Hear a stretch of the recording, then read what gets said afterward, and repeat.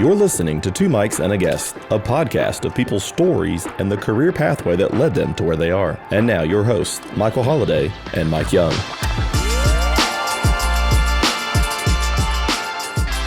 Welcome, everybody. Welcome back to Two Mics and a Guest. As always, I am Michael Holliday. Joined with me is the man, the myth, the legend, Mike Young. I try to live up to that every day, man. That's right. It's great to be here. Mike, we have a really cool guest with us today, a very accomplished journalist. Who do we have? We have Brock Colyar, Tullahoma's own. I miss Brock. I love talking to Brock when he was in town, and he ran off to Chicago for college and is now living in the big city of Manhattan. And Brock, I just appreciate you coming. Brock is a writer with New York Magazine now, and we're going to hear more about that. But it's exciting to have you online on the podcast, and great to have you. Excited to be talking to people from back home. Awesome. We got it. We don't need to speak any slower, though, I'm sure, from that. Got to get used to that. I know by the end of this, my Southern accent's going to be fully back and on. Would you feel more comfortable if we talked in a Jersey accent? I mean, does that make you know? I don't know. We might offend a lot of people if I've seen a lot of Jersey Shore. I can try. No, I'm just playing. Brock, it's so cool for you to be here. Man, writer at New York Magazine, that's a cool thing. I'm a magazine junkie, by the way. I mean, my wife has made me kill some of my subscriptions, but I'm drawn to a newsstand. I love an actual magazine to look at. Tell us about what's a day in the life at New York Magazine like?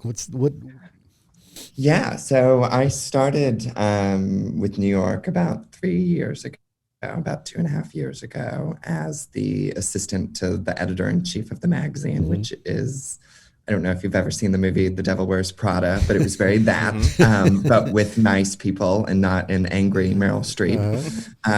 But what a view of a magazine, right? My goodness. It's an incredible view just because you're so close to the top of the person in charge. I was suddenly in the room with all of these famous writers and editors and watching a physical magazine come together. So we're bi-weekly. So watching a physical magazine come together every 2 weeks in addition to a huge digital operation. So I did that for a couple of years, and then quarantine hit, obviously. And about 5 months into quarantine, I ended up writing a cover story about underground partying in New York City during the pandemic, which was kind of very exciting, obviously, as the assistant, the lowliest person at the magazine, to get this amazing opportunity to be on the cover of the magazine. And then after that, I was promoted to a full-time writer in April. So I've been doing that ever since. So on a day-to-day basis, you know, right now I'm covering nightlife in New York. That's kind of my main beat, as we call it, this main thing that I write about. So right now my life involves a lot of late hours and being out until 5 a.m. and interviewing tons of people and then sleeping until noon the next day and spending the entire afternoon trying to write and working with an editor. But outside of that, it's a lot of, you know, sitting in the office, sitting in my home, online, calling people, going out, and just trying to figure out what a story is. What do I want to write about?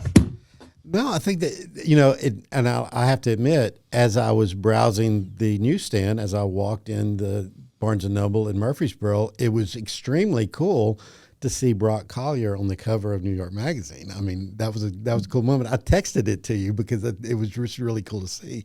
Now, again, we here in our little small town, we're hearing all the glamour. You get to cover the nightlife in New York, but you also alluded, it's one thing to go out and party. It's another thing to try to interview people at a party. And it's another thing to make an article out of it that goes to print. I mean, talk about that a little bit.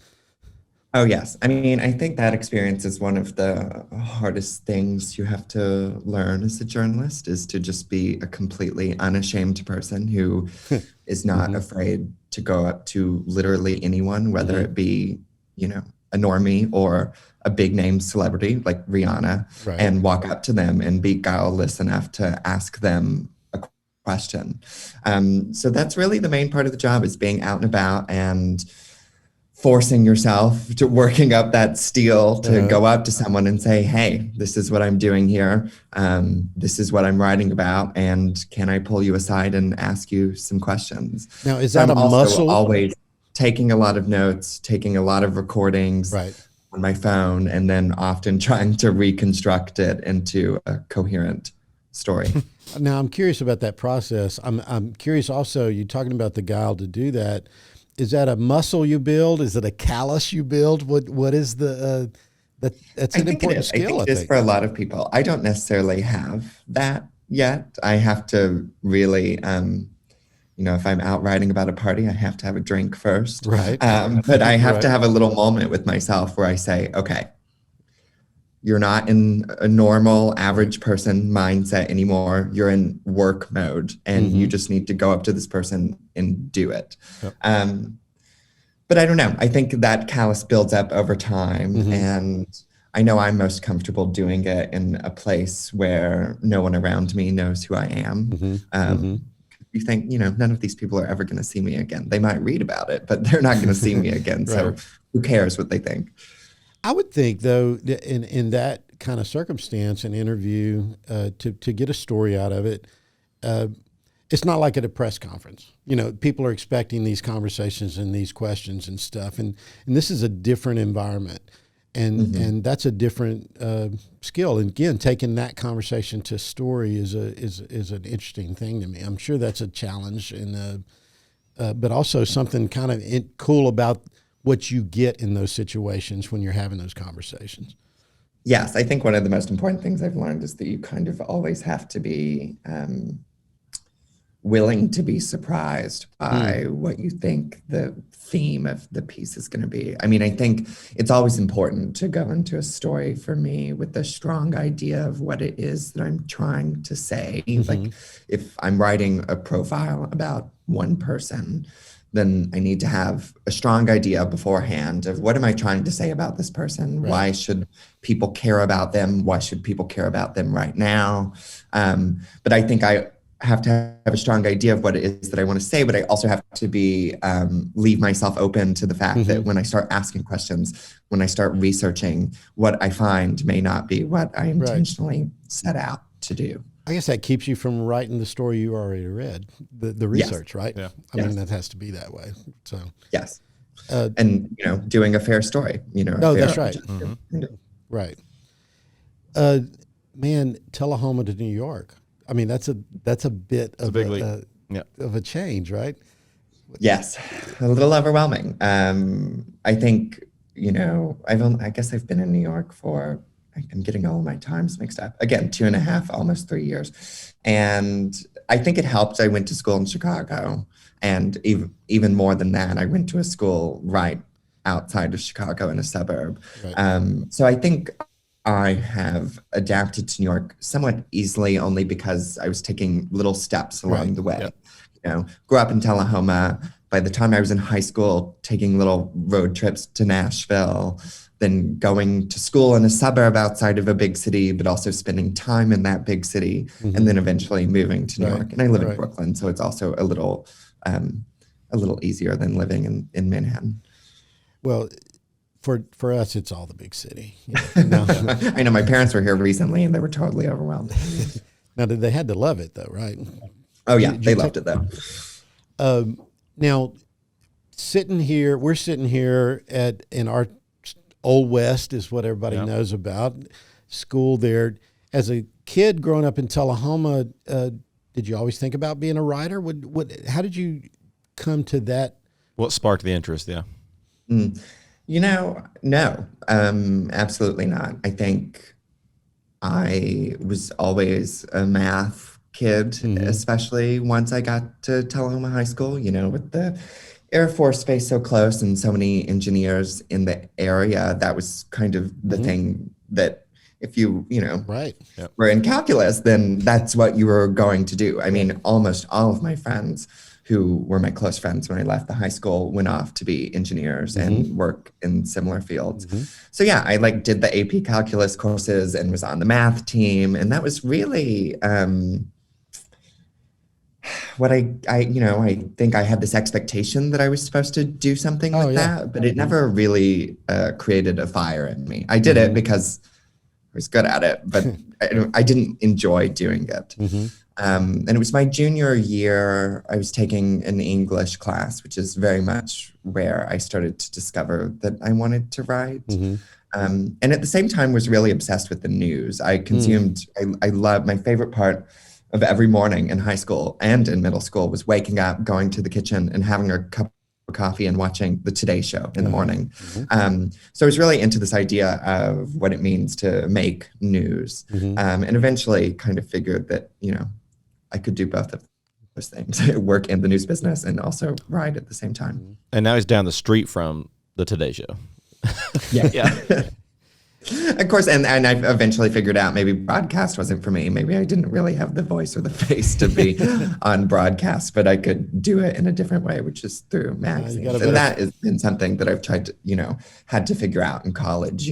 Do I want to be a newspaper writer? Do I want to be a magazine writer? What kind of journalist do I want to be? Do I want to be in front of a camera? So those are a lot of questions I was asking myself once I got to college. Now, man, Northwestern, if you're going to be a writer, be a journalist, man, that's a great place to be, right? Yep. Northwestern is one of the few actual journalism schools in the country, which is really a funny thing. Journalism is, it's very much a trade school. You're not necessarily learning. What you're learning is how to talk to people and all of these kind of weird, and how to write, an intro paragraph to a story, and learning the ethics and legal things that you need to know. So it's a really interesting experience to be in J school, because it does feel like you're learning a trade instead of getting a major in something, That's interesting. I never thought about it that way. But I mean, the mechanics of an article, you've got to grab people in that first paragraph. I mean, news writing is a different kind of writing than writing a short story or writing something else, right? Oh, yeah. Believe it or not, I mean, my journalism degree is a Bachelor of Science, not even a Bachelor of the Arts, because, it's very technical. Learning how many sources you need to confirm something. And, getting a paragraph that we call it an intro and a lead and a nut graph. So the lead on a news story is the first paragraph that is supposed to give you, to catch your attention and to tell you what is happening. And then the second paragraph, the nut graph, is supposed to give you kind of like a one sentence description of what has actually happened. So it's a really technical process. And it's designed to make you keep reading, right? I mean, yes. Which in magazines we take a lot more liberty with, because it's not, straight news. Well, again, I kind of lean toward a lot of the long form journalism and stuff. I love the diversity. This is not just because you're here. I love the diversity of New York Magazine, because of the way it's a different magazine than, say, the New Yorker or the Atlantic. It's a different style of it, but I like that diversity that's part of it. But there's mechanics that goes to that, right? I mean, that's that part of it. So you talked about that English class that kind of sparked it. What encouragement did you get from there? Again, it's a long ways from an English class at Tullahoma High School. I'm assuming is Miss Clanaris. I don't know if that's who it was. It was Sandy Clanaris, who, her English class, her AP English class that she teaches to juniors, I can't remember, they call it rhetoric and composition, I think. And so much of that class is not a typical English class. You don't read novels. What you're reading is mostly nonfiction, and you're learning the art. I still think it is, I wish that it was taught to every student at the high school, because the purpose of that class is to teach you how to do two things. How to construct an argument, how to write persuasively, how to write something that someone, takes away something from it. Right. And second of all, how to understand rhetoric and argument, so that you can understand what's going on in the world, so that you can become a fully fleshed, thinking human being who can read something in the news across any outlet, from Fox News to MSNBC, and learn how to, read between the lines and understand that outlet's point of view, why they're writing in the way that they're writing it. I think that was an incredibly informative class because it taught me also some, technical skills about writing, but also just how to not be duped. Right. Right. I've subbed in her class and I wanted to be in the class, even as an old fart, man. I wanted to be in there because I loved even what she left for the sub to present to the class. I loved the assignments and loved the way she did it. She was also one of my kids' favorite teachers, a couple of my kids' favorite teachers. So for the reasons you're talking about. Yes. And I mean, you have to come to at the end of the day, no one is objective. Nothing that I write is really coming from an objective place. I can try my hardest, which is what I try to do, to write as objectively as possible. But everyone has a point of view. And what that class taught me is, how to understand the point of the view of the person that you're reading and, make your own thoughts from it. Well, I can only assume because of some of the topics you've recently been writing about, you want to help put that reader into the mindset of what was that party like? What was that situation like? What was that event like?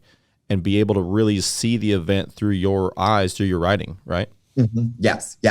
I'm doing something kind of unique and sometimes uncomfortable right now, which is that I'm writing this nightlife column in which I'm making a lot of personal appearances within it. Like you can feel my presence in the story, which is really something that I never thought I wanted to do. But that's exactly why I do it, because you want the reader to feel like they were also there. That vulnerability, though, is tough. Mm-hmm. Yeah. Well, it was interesting. And in many ways, that is the fairest way for me to write pieces that, for me to be a person in the room, because if I'm not a person in that room, then I'm not really telling the complete story of You're just a voyeur, right? I mean, you're actually being a part of this. And the interesting thing about that newsletter and that what you're doing, it's covering the reopening of the city is what I picked up from it, which nightlife in New York it's a thing, and every city has their nightlife and certain, certain things about it. I have a good friend that moved to Manhattan as a college graduate. He was an architect at the time, ended up doing computer CAD stuff, and actually got on with a Wall Street firm. Lives half-time Manhattan, half-time LA, one of those guys, right? And my wife and I went to visit New York, went to some plays, and he took us out, one night, just dinner, but it was later than we normally eat dinner because it's New York. And it was this hip restaurant that was packed late at night, and it was a different vibe. And that's the reopening of that was a big deal, I'm sure. Oh, huge. To watch the city, nightlife is one of the most profitable industries here. And so part of my job was not only, recovering the return of it, but also covering all of the subcultures within it, because there are so many different ways to party in this giant city, whether you're 80 or 18, whether you have a fake ID or you've had a real one for a very long time. So that was also my job, is trying to figure out how do different types of people within their own communities let loose. Well, I think that's the thing that, firsthand for someone sitting here in Tennessee, it's a party article. What's up with that?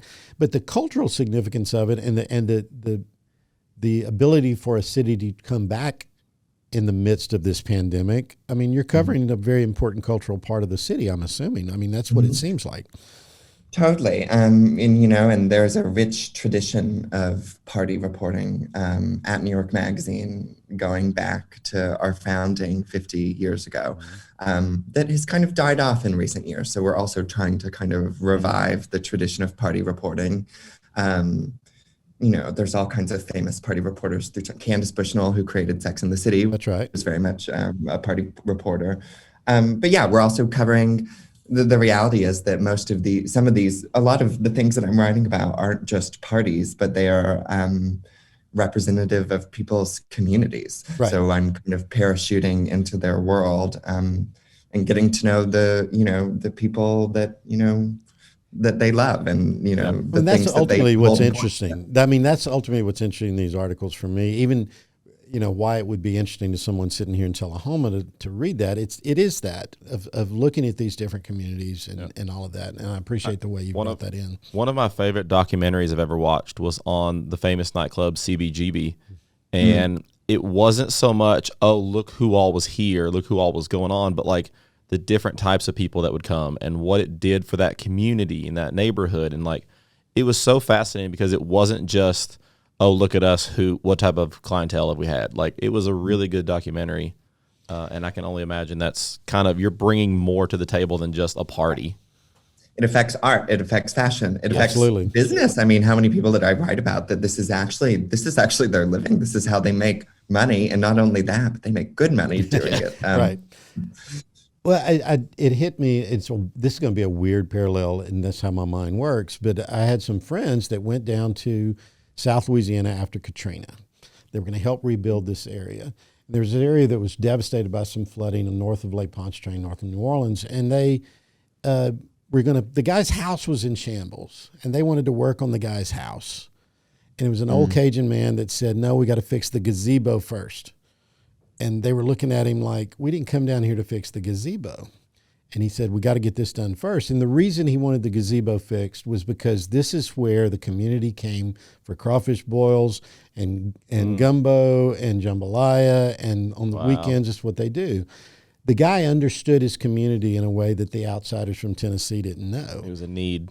This is something this community needed to come back so that we can rebuild what we had, right? And there's an important aspect to that you can't get. And I think that's kind of what you're covering there in my mind, right? 100%, especially post-COVID. I mean, some of these things were the first things that came roaring back, because besides a massive death toll in New York, obviously there are like the mental health, problems that have come out of COVID. And this is one way that people are getting to meet other people again. Right. And we can't minimize that. I mean, no. God knows how it felt for me the first time I went out to eat in all of this, or to travel outside of our little town. It's a big deal. The first concert I got to go back to, because I used to do some tour photography and videography for up-and-coming artists out of Nashville, and I used to go to hundreds of shows a year, and then for a year and a half, nothing. And I remember that first couple concerts back, I was like, oh my gosh, it was just a comforting feeling to have live music again, or any sort of event, but especially it was, and you could feel it in the crowd too. So many other people were experiencing not just what song was being played at that moment, but the community aspect of it. So what's your favorite type of piece to write? Like what I know you're doing this kind of thing right now. You've done interview pieces. I haven't read the new piece yet, but I'm looking forward to it. Yeah, I mean, I think usually my favorite thing to write are what we call encounters or profiles. So writing about one person and really getting to spend time with one person and zero in on who they are. So that, like, my most recent piece was about this podcaster who is kind of a famous lefty podcaster, but is suddenly becoming an actress, and she's acting on big shows like Succession. So catching her in this moment of transition, that's usually my favorite thing to write. And I like to write about controversial people. She is pretty controversial. So I like digging into the weeds, starting a little drama. And unfortunately, or fortunately, my party column also tends to spark a lot of drama. Sure it does. Just because it's after hours and we're talking about sometimes illicit behavior. And as much as I say I don't like the drama and the gossip of it all, I do. Well, I'm sure Mike has some old outstanding parking tickets, so this is probably the drama that we have for our episode. You have no idea what kind of drama I've got in my background. I'm just saying. So how is with online and internet and digital media, all of those things have changed I was going to say magazines, but it's changed media. It's changed print. It's changed all of it. You're 2.5 years in, you did your internship up there as well, worked through college. What do you see as the biggest changes that have been coming down that's happened, and where do you see it going? Yeah, I mean, God, print media is a whole thing. Newspapers, especially right now, are just, I would not want to be a rising newspaper journalist right now. Luckily, New York is in a really good place because, New York Mag was, started 50 years ago and was a weekly magazine up until 2004 or 2014. When it became a bi-weekly magazine for these reasons, because print was a little bit harder. But we luckily also translated online. We went digital before most magazines did. In the early 2000s, the editor-in-chief at the time saw that this was coming and got us online. And now we have a really robust suite of, 6 different websites, plus the print magazine. We don't necessarily look at either the online or the print product as more important than the other. They kind of go hand in hand and they move forward together. And both are really profitable right now. A lot of people were stuck at home. A lot of people were subscribing, whether it be online or print or both.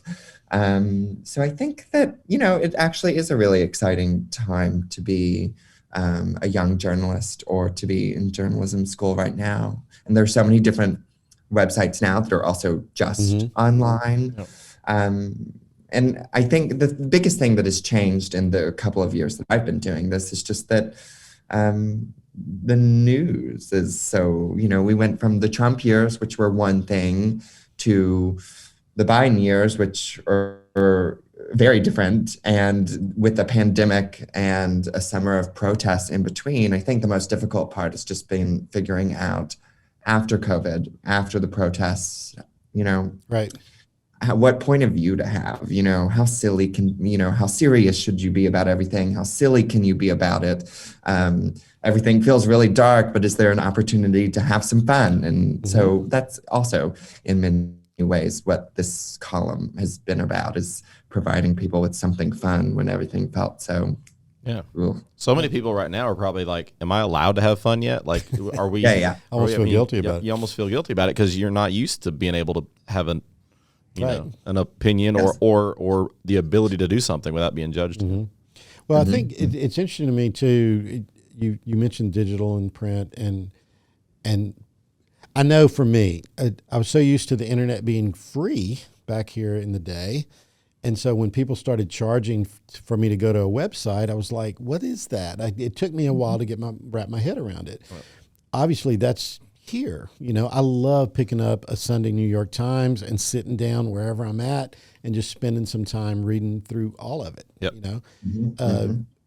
At the same time, I never would subscribe. Well, now I subscribe and read the online edition, and I'm aware of it now, and I'm aware the way I consume it.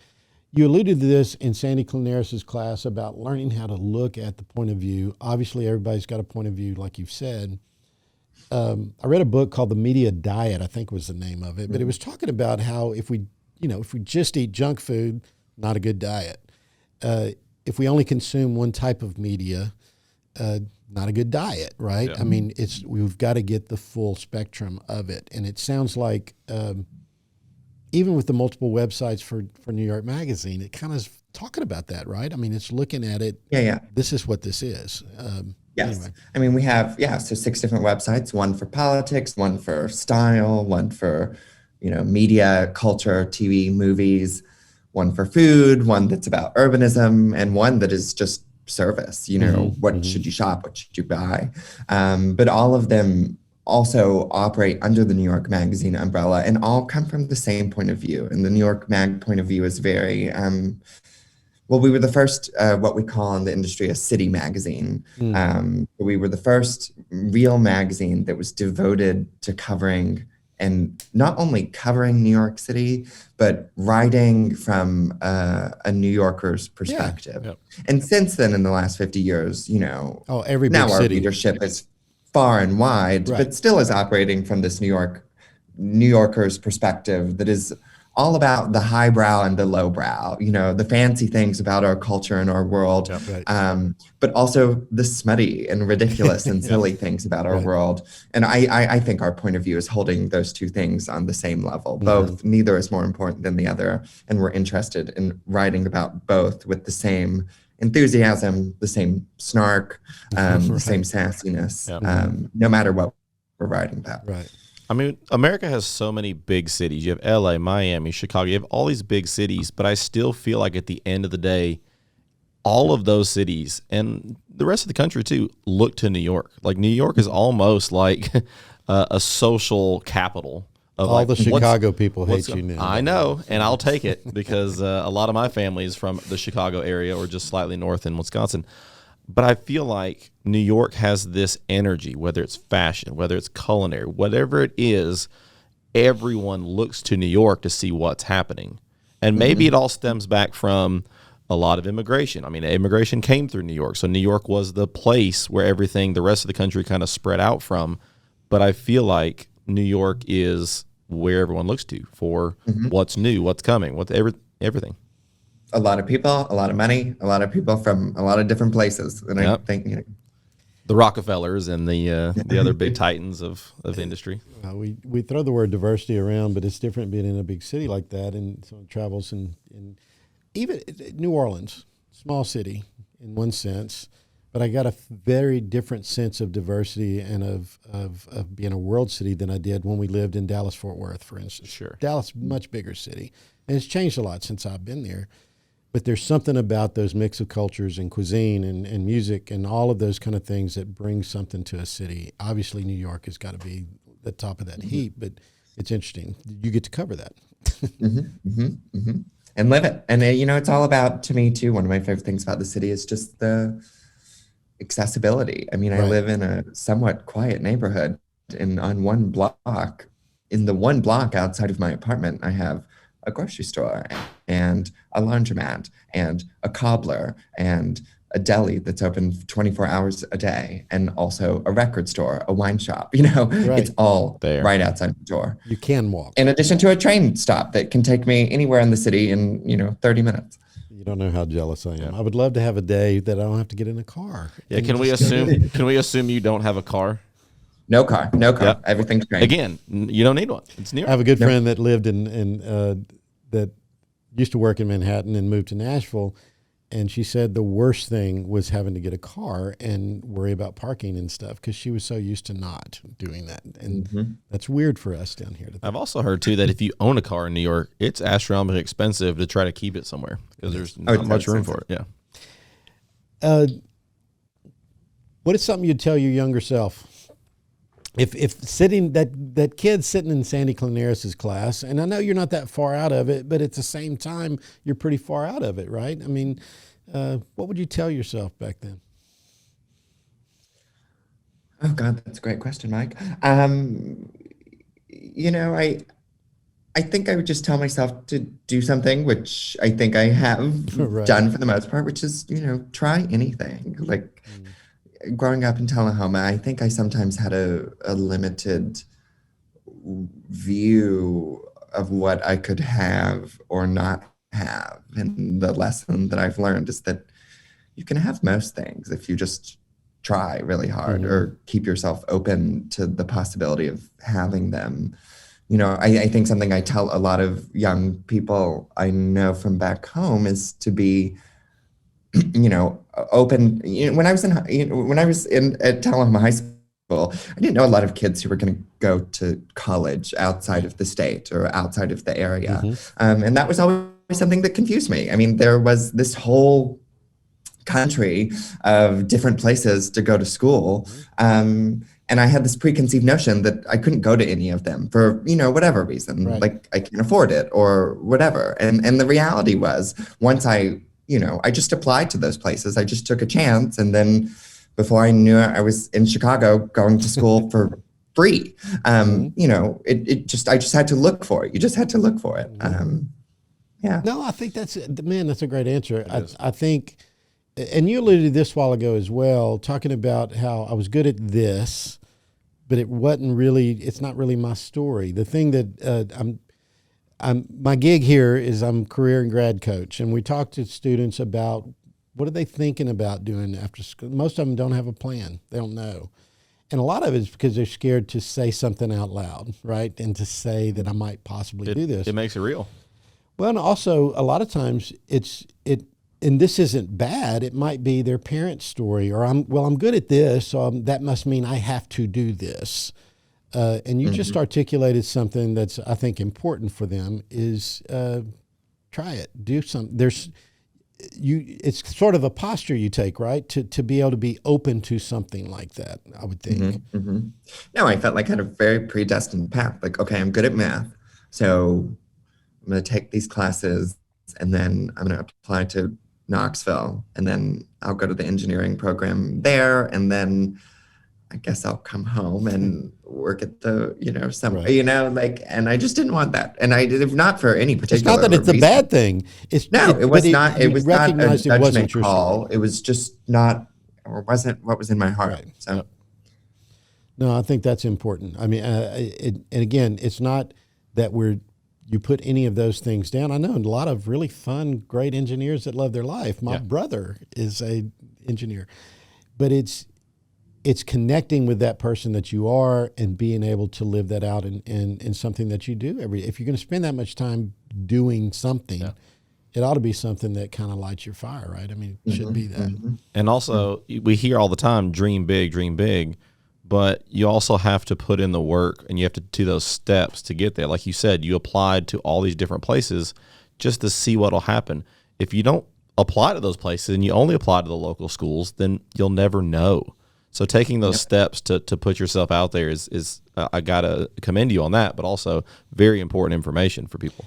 Well, I know we're wrapping up. And it also is not, I mean, the biggest lesson I had to learn was, it depends on, who, your family situation, but applying out of state is also not always the cheaper option. Sure. That's right. It would have been actually a lot more money for me to go to UTK at the end of the day than it would have been for me to go to Northwestern, just with, my family's particular financial status. But you wouldn't know those things unless you didn't try. Yep. Well, no, I think that's a point that I want to ask about too, real quick. I know we're going to be wrapping up quick, but some of those schools seem unattainable, right?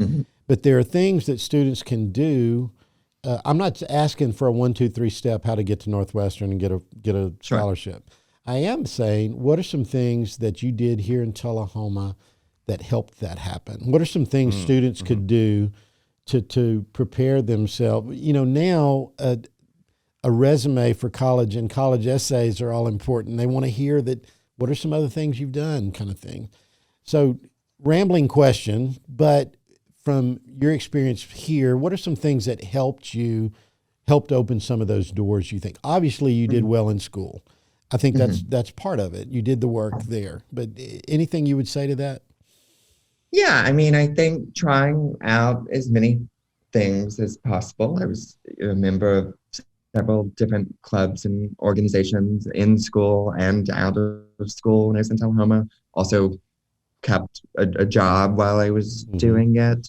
But I think one of the things, and this applies to both high school and college, is sometimes it's not enough to pack your resume with all of the things you did. And sometimes it's better to show that you were really enthusiastic and ambitious about one or two specific things.